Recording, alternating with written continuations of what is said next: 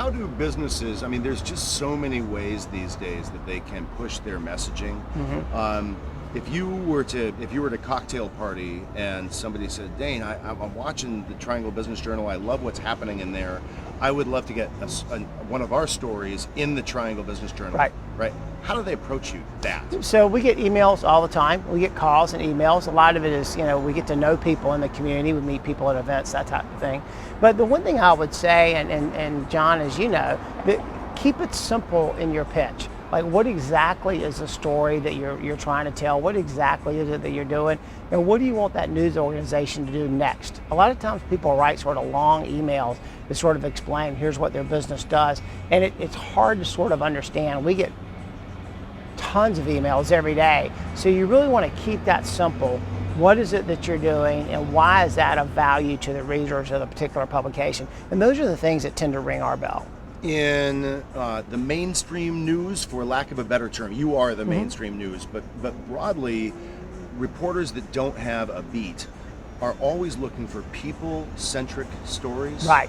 That's right. Is that also true in the business world, or are you guys looking for success stories and numbers, data? Well, yeah, it's a really good point. I mean, the thing about it is you still want people stories, and a lot of times those business numbers tell a story about what a person is doing.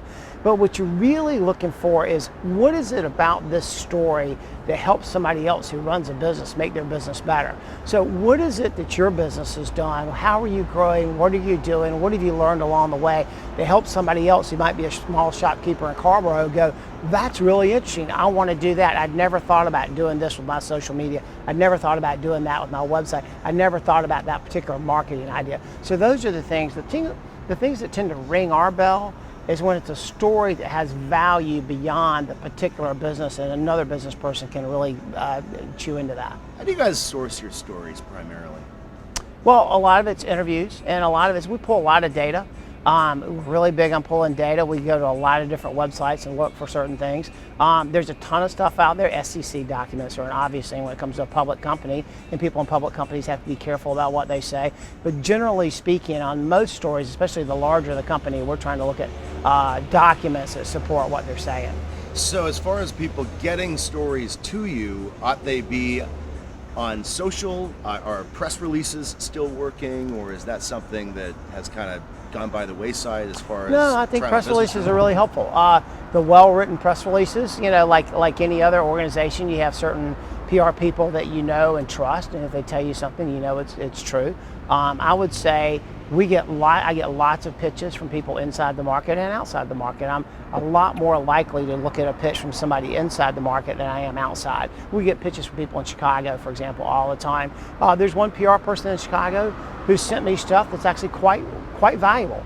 And he and I have emailed back and forth from time to time about a business that's coming to Raleigh or franchise.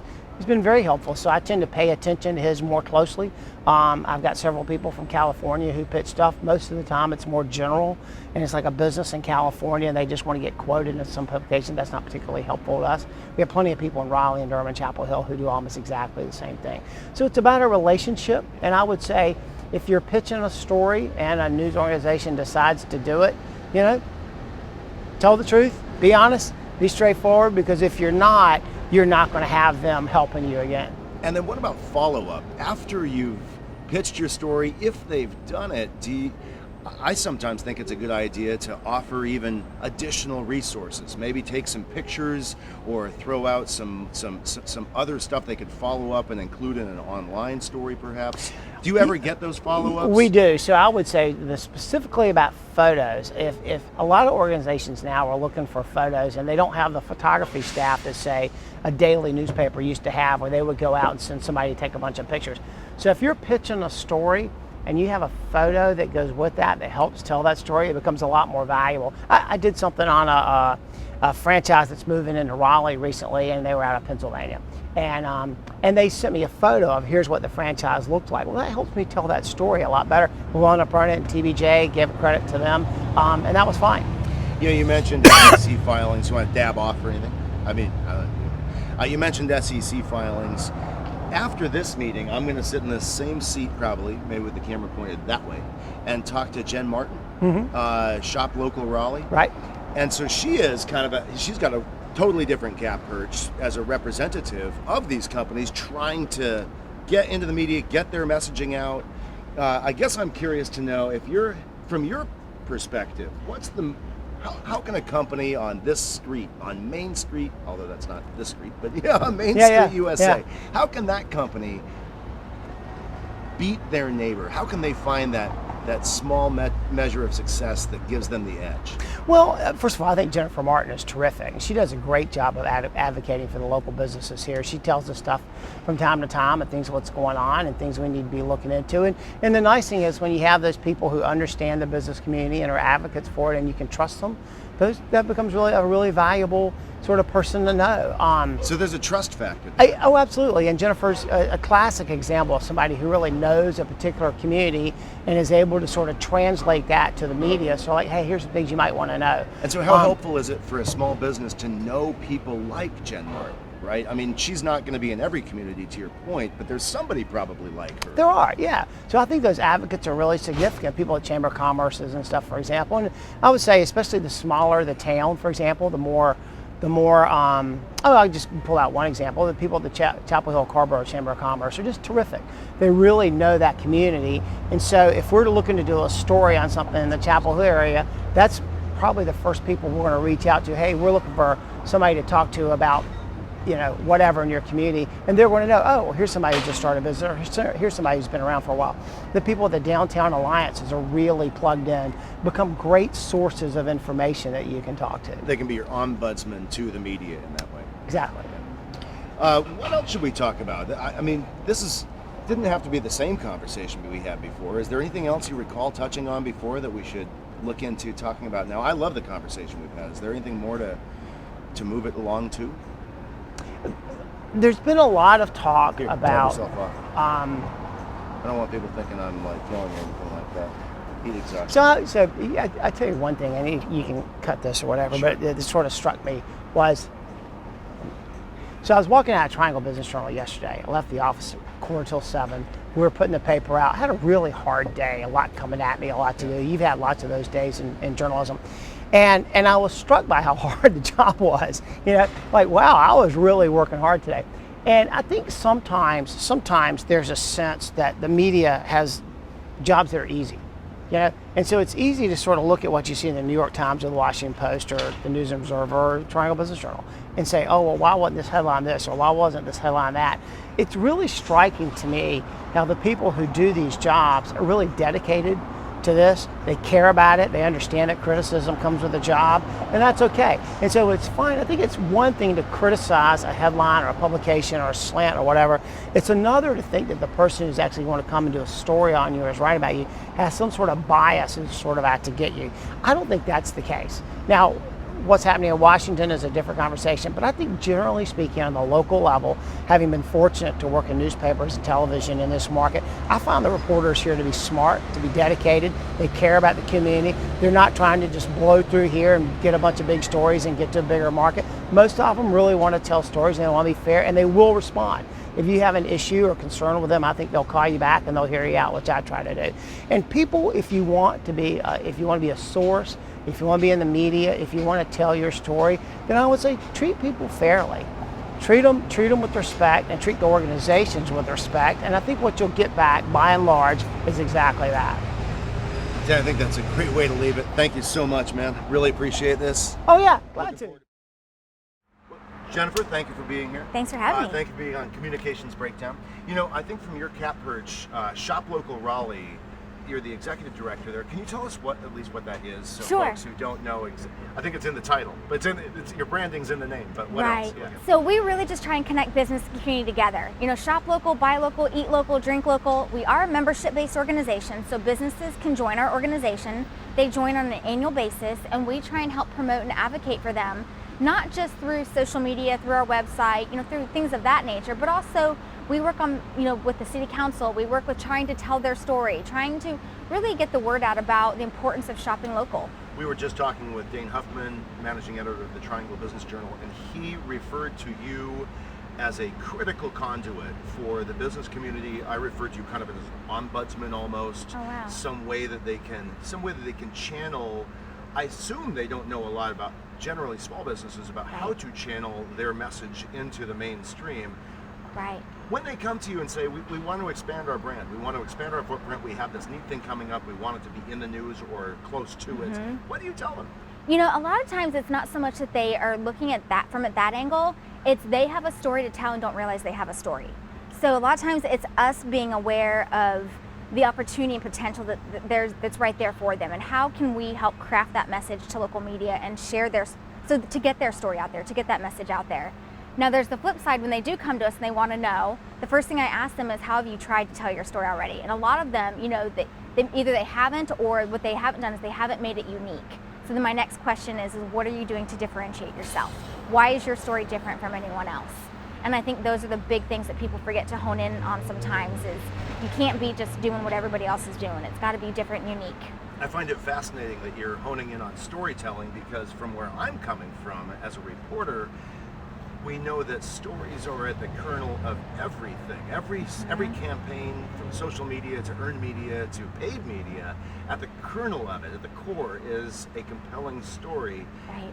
But I also know that a lot of folks, to your point, they don't know their own story. They don't even know what their story is. They don't realize it is a story. You know, and I think that sometimes is something that we're really good at doing. How do you pull that out of people? You know, a lot of times it's just through conversation. When we onboard a new member, a new business, a lot of times we're going out there and we're meeting with them, or we're talking on the phone with them. Tell us about who you are, about what you're doing, and truly I'm fascinated with it. We recently went out and met a woman that started a hops farm, and where did you get this idea? Where did it even start from? Where did it come from?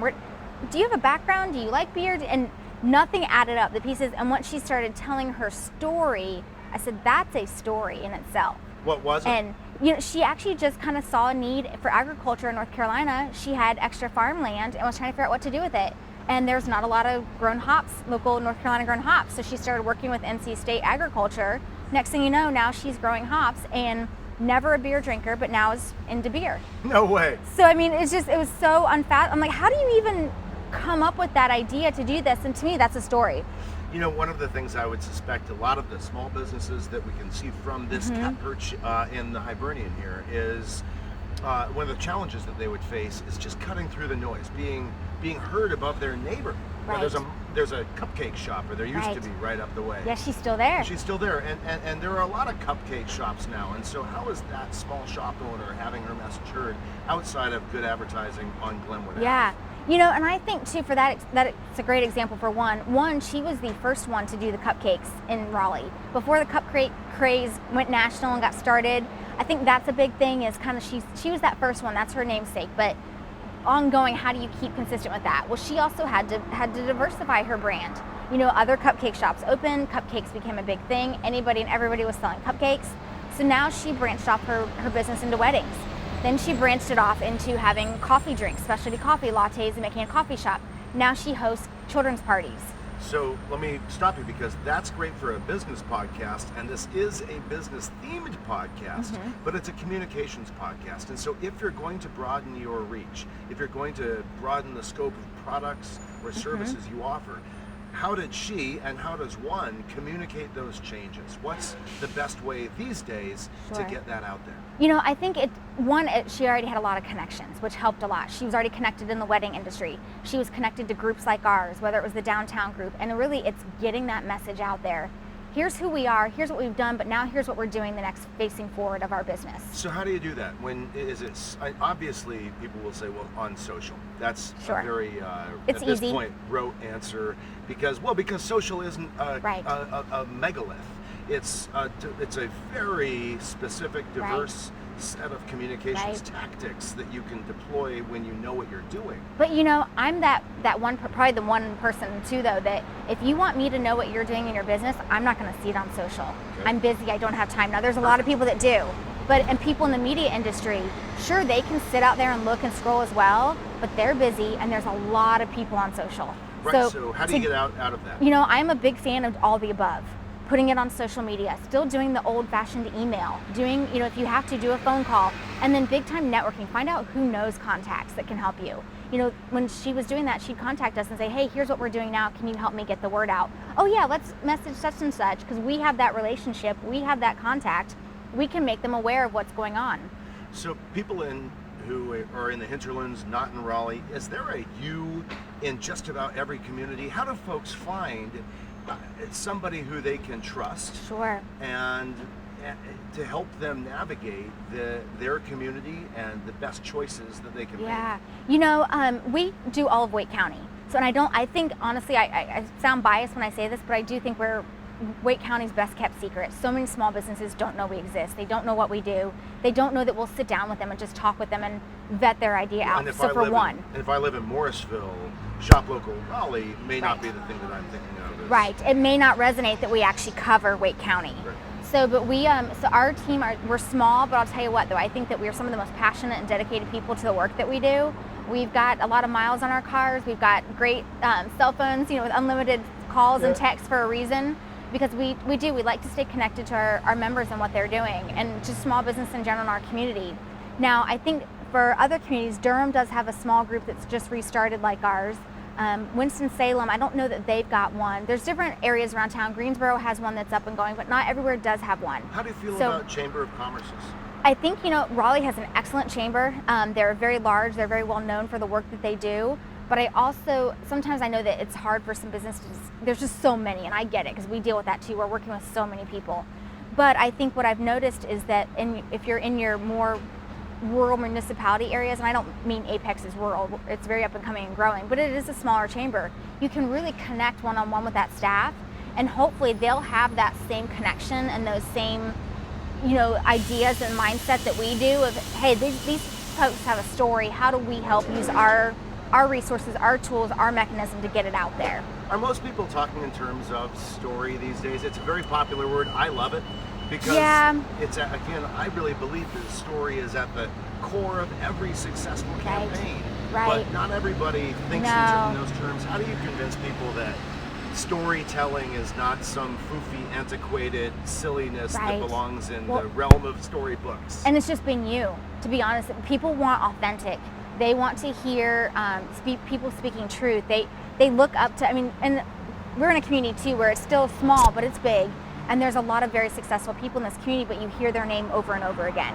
And that's great. They've done a lot of good things and we admire them. People say, but I can't do what they do because they've done it so many times. They've been on camera, but you can do it.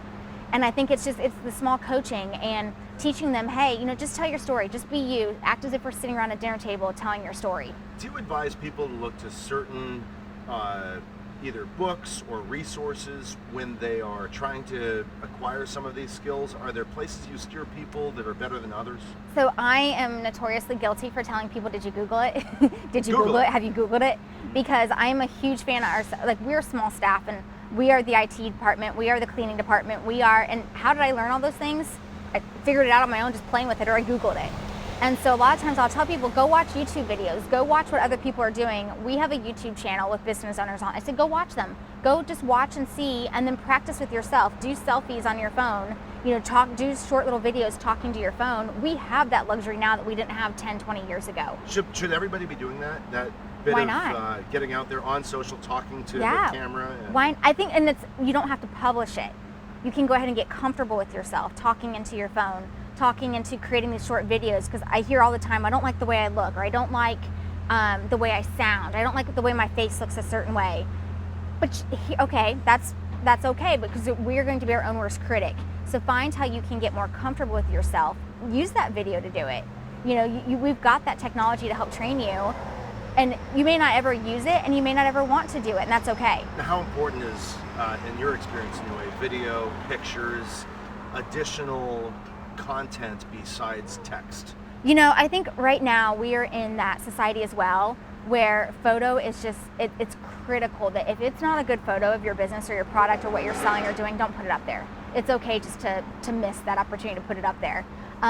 You've got wonderful free editing apps and tools, but photo is what is our society's going to. We're very engaged in the visual and seeing the opportunity, seeing the experience. And a lot of times people say, well, I don't have anything to post. And I'll say, well, did you make a omelet this morning? Did you make? Well, yeah. People want to see that. We are engaged with, how did you make that? The general manager for Hibernian, she's a great example here, if I can brag on her a minute. She has a wonderful blog that she started, and she actually step by step shows how she makes every meal that she makes, and at the end you can find the recipe. So there's a video that I can watch exactly what she did. I can read the recipe at the end, and I'm not guessing when I just read a text of how to do a recipe. Is that the right kind of engagement? You like that? I'd prefer it, because I'll read in this, just a pinch of this, well, what's a pinch for me or pinch for you, or, you know, roll it this way, and I'm thinking, what did they mean by that? And so now that I've seen it, I'm like, oh, she did it this way, I can do it this way too. This is a great conversation. Is there anything that we're missing that you can think of? I mean, kind of the last minute advice if you're at a cocktail party or whatever, that kind of last, somebody says, hey, I'm a small business owner or not. I'm a representative and I'm trying to get to grow our brand, to grow our footprint. What should I do? Jennifer, help me. Get involved in your community. Get involved in your chambers. Get involved in your buy local, shop local groups. Get involved in any of your alliances, your groups that are around town to help and advocate for your business. Because too, the biggest thing is get your story to them and make sure that they're as passionate about your business as you are. And then that way they can help be a voice for you and help guide you. So I love it. Jennifer, thank you so much. Thank you for having me today. Thank you. Great opportunity. Thank you. So, for folks who want a great conversation, for folks who want to get in touch with Shop Local Raleigh, they can find. I know they can find you on Twitter. Yes, they can find us on Twitter. They can find us on Instagram. You've got a great following. Well, thank you. We try really hard to really just keep engaged and stay. But again, it is time anymore. How do we stay on? It's hard to follow it. So don't hesitate to email us. It's you go to our website, shoplocalraleigh.org. You can email us, info@shoplocalraleigh.org. Find us on Instagram, Twitter, Facebook, all the things, we're there. I think everybody is glad you're here for us. Thanks well, thank you. Thanks for having me. Really appreciate it.